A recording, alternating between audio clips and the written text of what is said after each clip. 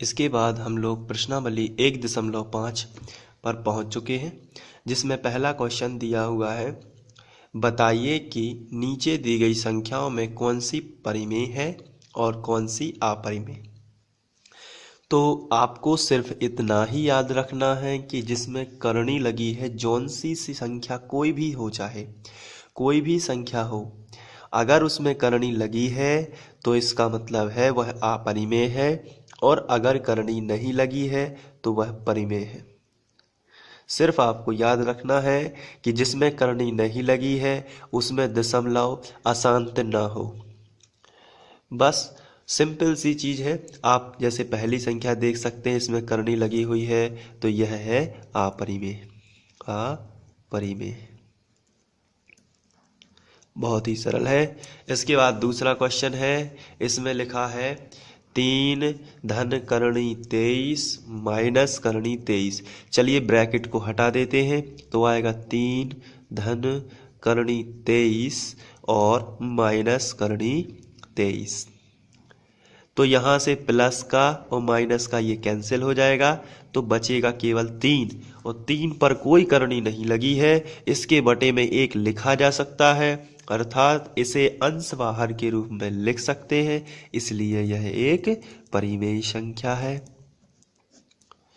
इसके बाद बढ़ते हैं तीसरे क्वेश्चन की तरफ। तीसरा क्वेश्चन लिखा है 2 करणी 7 बटे 7 करणी 7। ये बटे के रूप में है, तो यदि हम इसको, ये ऊपर से कैंसिल हो रहा है करणी 7, तो बचेगा 2/7, जो कि एक परिमेय संख्या है। इसके बाद जो दिया हुआ है 1/2, तो इसमें जो कोई कैंसिल भी नहीं हो रहा, और नीचे लिखा है करनी वाली संख्या, तो जब भी करनी वाली संख्या हो तो उसे बोलते हैं अपरिमेय। इसके बाद नेक्स्ट है 2 पाई। तो हम लोग जानते हैं, पहले पढ़ चुके हैं कि पाई एक अपरिमेय है, तो जब 2 का गुणा उसमें होगा तो वह भी अपरिमेय ही रहेगा, इसलिए हम लिखेंगे अपरिमेय। क्योंकि पाई का मान 50 स्थानों तक से भी ज़्यादा होता है, ये अशांत दशमलव में होता है, इसलिए यह भी क्या है, अपरिमेय। इस तरीके से आपका पहला क्वेश्चन सॉल्व हो जाता है। इसके बाद दूसरे क्वेश्चन पर चलते हैं।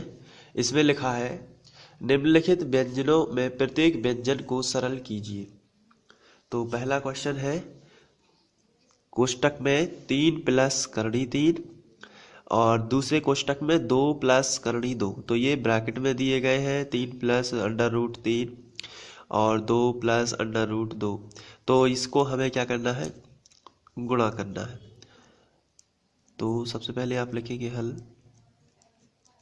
और जो दिया है उसको ही लिख लेते हैं। 3 प्लस करणी 3, 2 प्लस करणी 2, ये लिख लेते हैं।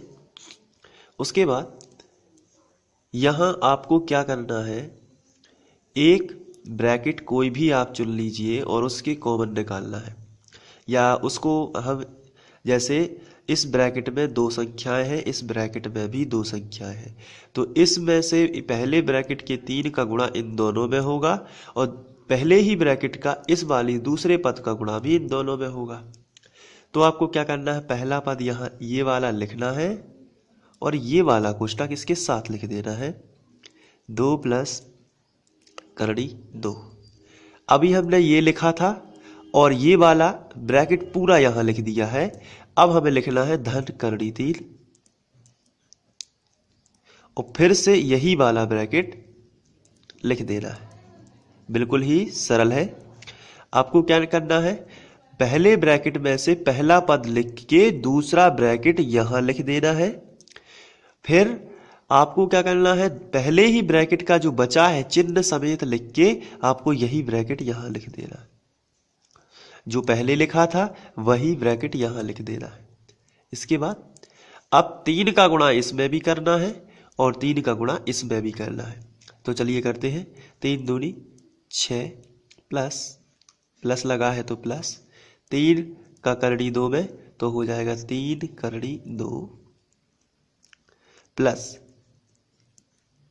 यहां देखिए आप क्या करना है, आपका जब ये ऐसा गुणा होता है जैसे 3 का करनी 2 में हुआ तो 3 करनी 2 इसलिए आया क्योंकि जब अगर कोई भी संख्या का करनी 2 में करते हो तो पहले संख्या लिख जाती है फिर करनी लिख जाती है।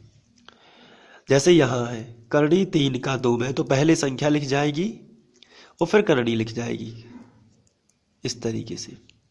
और अगर करनी करनी का हो तो अंदर अंदर गुणा हो जाता है। जैसे मान के चलिए यहाँ लिखा होता 3 करनी के भीतर, यहाँ लिखा होता करनी के भीतर 2, जैसे मैं आपको बताता हूँ रफ में।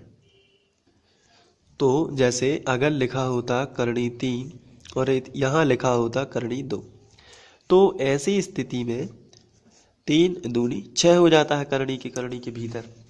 लेकिन अगर लिखा है करनी 3 और 2 तो ऐसी स्थिति में 2 संख्या आगे लिख जाती है और करनी पीछे लिख जाती है। ये आपको याद रखना है। तो फिर यहाँ हमने किया है करनी 3 का 2 में तो एक करनी वाला है और एक बिना करनी वाला है, तो संख्या को आगे लिख दीजिए और करनी को पीछे लिख दीजिए। इसके बाद आप देखिए ये वाला केस है करनी 3 का करनी 2 में करनी करनी वाली दोनों संख्या है, तो आपको क्या करना है कि गुणा कर देना है जैसे मैंने अभी समझाया था। तो करनी 3 और करनी 2 का हो जाएगा करनी 6, करनी करनी में गुणा हो जाता है। और एक और इसका नियम होता है, यदि आपके पास यदि समान संख्या करनी में हो, जैसे करनी 3 गुणित करनी 3, तो इसमें क्या होता है 3 बाहर आ जाता है। समान संख्याओं में जो भी है वो संख्या बाहर आ जाती है। जैसे करनी 5 गुणित करनी 5 होता तो वो 5 बाहर आ जाता है। क्यों आ जाता है? क्योंकि जब हम इसको ऐसा लिखते हैं जैसे करनी 3 गुणित करनी 3 लिखा है, और जब हम इसको ऐसा लिख सकते हैं करनी 3 गुणित करनी 3, तो ये 3 की जोड़ी बन जाती है, इसलिए 3 बाहर आ जाता है, वर्गमूल हो जाता है। 9 का वर्गमूल होता है 3। तो वैसे भी नहीं तो आप डायरेक्ट भी कर सकते हो करनी 3 तो 3 बाहर, करनी 5 तो 5 बाहर, करनी 6 गुणित करनी 6 तो 6 बाहर, इस तरीके से। तो अब आपको यहाँ तक पहुँच गए हैं। आप क्या किया था, सबसे पहले आपने पहले ब्रैकेट का ये बाहर निकाला, ये वाला ब्रैकेट लिख दिया, फिर ये जो बचा है इसको बाहर निकाला, फिर ये ब्रैकेट बाहर, ये फिर से लिख दिया। इसमें 3 का गुणा इसमें भी किया, 3 का गुणा इसमें भी किया, इसी प्रकार करनी 3 का गुणा इसमें भी किया, करनी 3 का गुणा इसमें भी किया। तो ये स्टेप आ गया। इसके बाद ये आगे सॉल्व नहीं हो रहा है क्योंकि 6 और संख्या है नहीं कि संख्या में संख्या जुड़ जाए। करनी तो 2 वाला नहीं है, ये तो करनी 3 वाला है, तो ये आपस में नहीं जुड़ पाएगा। तो फिर ये आपका आंसर आ जाएगा। तो ये इस तरीके से पहला सवाल सॉल्व हो जाता है। इसके बाद नेक्स्ट क्वेश्चन दिया हुआ है ब्रैकेट 3 प्लस रूट 3 और दूसरा ब्रैकेट है 3 माइनस रूट 3। तो इसको किस तरीके से सॉल्व करना है, आपको सबसे पहले ये लिख लेना है जो दिया हुआ है। ये है 3 धन करनी 3, 3 माइनस करनी 3, ये लिख लिया। अब यदि आप इसमें ध्यान से देखते हैं तो ये सर्वसमीका लगी हुई है a plus B A minus B, और आप इसको a मान सकते हैं, इसको b। तो एक सर्वसमीका होती है जो कि a plus B A minus B का आंसर होता है a वर्ग माइनस b वर्ग। तो अब आप यहाँ ध्यान से देखेंगे a का मान कितना है 3, b का मान कितना है करनी 3, और दोनों के बीच में क्या लगा है प्लस। तो ये कोष्टक इससे मैच करता है। और यहाँ भी a का मान 3 ही है और b का मान करनी 3 है और माइनस लगा है, ये कोष्टक इससे मैच करता है। तो इससे एक बात साबित हो जाती है कि जो ऊपर लिखा हुआ है a plus B A minus B के फॉर्म में लिखा हुआ है, तो हम इसको a वर्ग माइनस बी वर्ग के फॉर्म में लिख सकते हैं। a का मान कितना है 3, तो यहाँ हम लिख सकते हैं 3, और b का मान करनी 3, और बीच में लगा है माइनस, और इस पे क्या हो जाएगा वर्ग।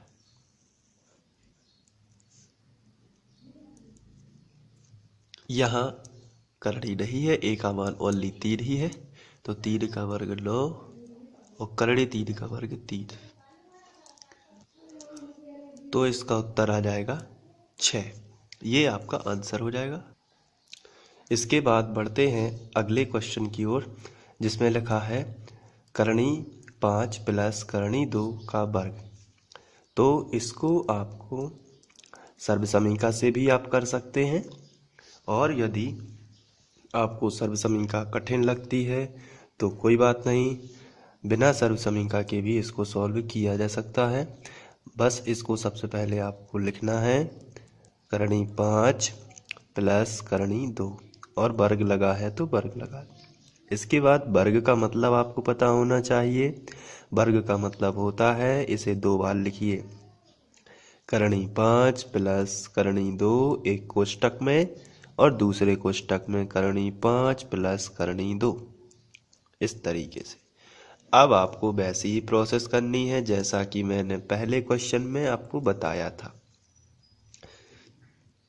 सबसे पहले आपको पहले ब्रैकेट का करणी 5 लेकर दूसरा ब्रैकेट पूरा ज्यों का त्यों लिख देना है, जो करणी 5 प्लस करणी 2 बनता है।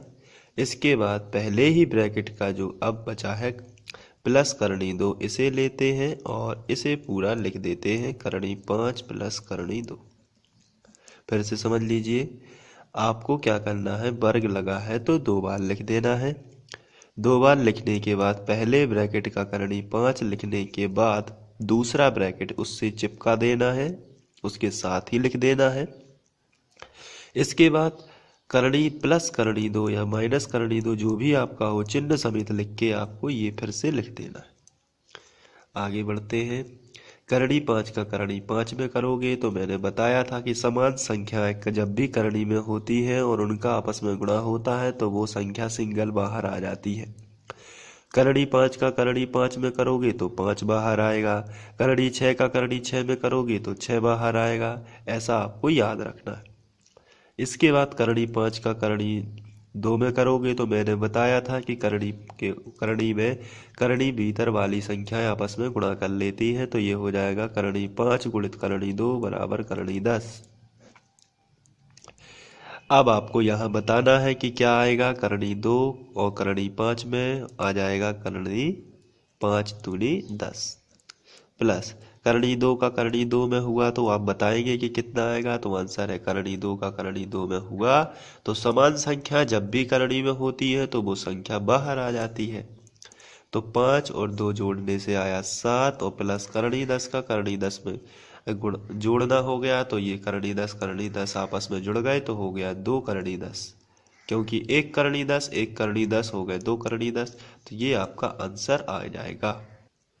इसके बाद चौथा क्वेश्चन दिया हुआ है, पहला ब्रैकेट √5 माइनस √2, दूसरा ब्रैकेट √5 प्लस √2।